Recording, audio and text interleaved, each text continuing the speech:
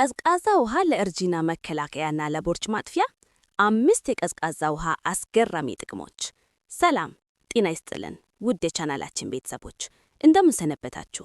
ዛሬ ይዘንላችሁ የቀረብነው ርዕስ በባህላችን ብዙም ያልተለመደ እንዲያውም ብዙ ሰዎች ጉንፋን ያመጣል ወይም ለሆድ አይሰማማም ብለው ስለሚፈሩት ነገር ነው።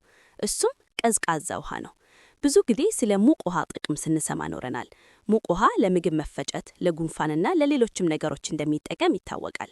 ነገር ግን ቀዝቃዛ ውሃ ለሰውነታችን ክብደት መቀነስ፣ ለቆዳችን ጥራትና ለአይምሮ ንቃት ያለውን ከፍተኛ አስተዋጽኦ ስንቶቻችን እናውቃለን?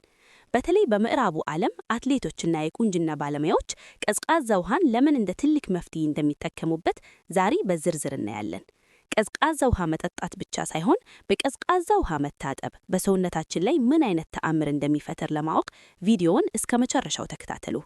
ከመጀመራችን በፊት ግን ለቻናላችን አዲስ ከሆናችሁ ሰብስክራይብ በማድረግ እና የደወል ምልክቷን በመጫን ቤተሰብ መሆኑን አይርሱ።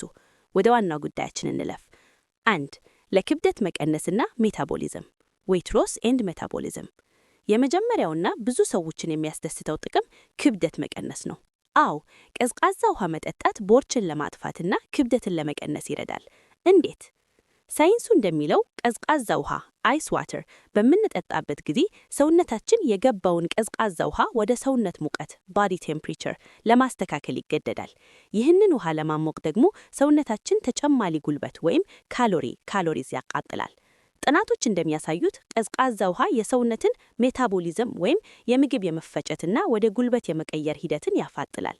ስለዚህ ቀኑን ሙሉ ቀዝቃዛ ውሃ መጠጣት ምንም ሳንሰራ ተጨማሪ ካሎሪ እንድናቃጥል ይረዳናል። ለቆዳ ጥራትና ለእርጅና መከላከያ ስኪን ሄልት ኤንድ ኤንታይ ኤጂንግ። ሁለተኛው ጥቅም ለውበት ነው።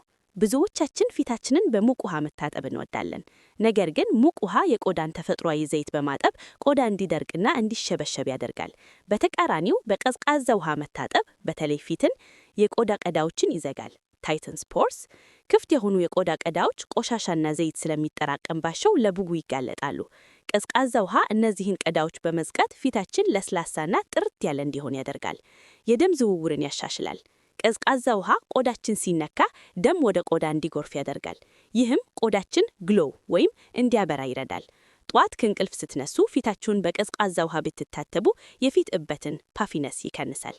ለንቃትና ለትኩረት ኤነርጂ ኤንድ አለርትነስ። ጧት ከእንቅልፍ ለመነሳት ቡና የምትጠጡ ሰዎች አንድ ቀን እስቲ ቀዝቃዛ ሻወር ሞክሩ። በቀዝቃዛ ውሃ መታጠብ ሰውነታችንን ሾክ ያደርጋል። ይህ ድንገት ቀዝቃዛ ሰውነታችን በጥልፈት እንዲተነፈስ፣ የልብ ምታችን እንዲጨምርና የኦክሲጅን ዝውውር እንዲፋጠን ያደርጋል። ይህ ፕሮሰስ ደግሞ ልክ እንደ ኤሌክትሪክ ሰውነታችንን ያነቃቃል። ድካምን አስወግዶ ቀኑን ሙሉ በከፍተኛ ጉልበትና ትኩረት እንድንሰራ ይረዳናል። ቡናን የመተካት አቅም አለው ቢባል ማጋነዝ አይሆንም። ለፀጉር ጥንካሬና ውበት ይህ በተለይ ለሴቶች ጠቃሚ ነው።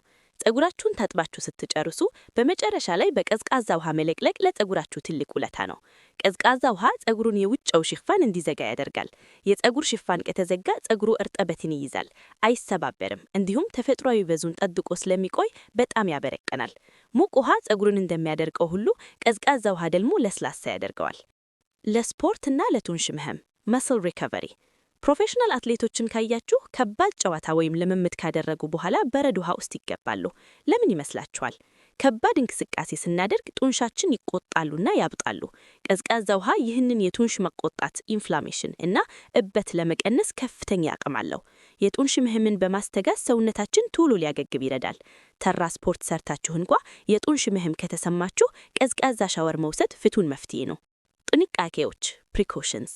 እንግዲህ ቀዝቃዛ ውሃን ጥቅሞች ዘርዝረናል። ነገር ግን ሁሉም ነገር ልክና ቴም አለው። ቀዝቃዛ ውሃን በምንጠቀምበት ጊዜ ማድረግ ያለብን ጥንቃቄዎች ምንድናቸው? ከምግብ ጋር ቅባተኛና ከባድ ምግብ እየበላችሁ በረዶ ውሃ መጠጣት አይመከርም። ቀዝቃዛ ውሃ በምግብ ውስጥ ያለውን ፋት ቅብ እንዲረጋ ስለሚያደርግ ለምግብ መፈጨት ሊከብድ ይችላል። ከምግብ ጋር ወይም በኋላ ለብ ያለ ውሃ ይመረጣል። ጉንፋን ሲይዘን ጉንፋን ወይም የጎሮሮ ህመም ሲኖራችሁ ቀዝቃዛ ውሃ መጠጣት ሁኔታውን ሊያባብሰው ስለሚችል በዛን ሰዓት መቆጠብ ይሻላል። ማጠቃለያ ኮንክሉዥን። በአጠቃላይ ቀዝቃዛ ውሃ እንደ ሁኔታው ከተጠቀምንበት ለጤና ለውበትና ለንቃት እጅግ ጠቃሚ ነው። በተለይ ጧት ፊትን በቀዝቃዛ ውሃ መታጠብና ከስፖርት በኋላ ቀዝቃዛ ውሃ መጠጣትን ልማድ ብታደርጉት ለውጡን በአጭር ጊዜ ታዩታላችሁ። እናንተስ ቀዝቃዛ ውሃ ወዳጅ ናችሁ ወይስ ሙቅ ውሃ? በቀዝቃዛ ውሃ መታጠብ ትችላላችሁ? ሐሳባችሁንና ልምዳችሁን ኮሜንት ላይ አጋሩን። ይህ ቪዲዮ አዲስ መረጃ እንደሰጣችሁ ተስፋ እናደርጋለን። ከወደዳችሁት ላይክ ማድረግ እንዳትረሱ። ለጓደኞቻችሁና ለዘመዶቻችሁ ሼር በማድረግ አደርሱ። ለቻናላችን አዲስ ከሆናችሁ ሰብስክራይብ አድርጋችሁ ቤተሰብ ሁኑ። በቀጣይ በሌላ ጤናማና ጠቃሚ ቪዲዮ እስክንገናኝ ቸርን ሰንብቱ። ጤና ይስጥልን።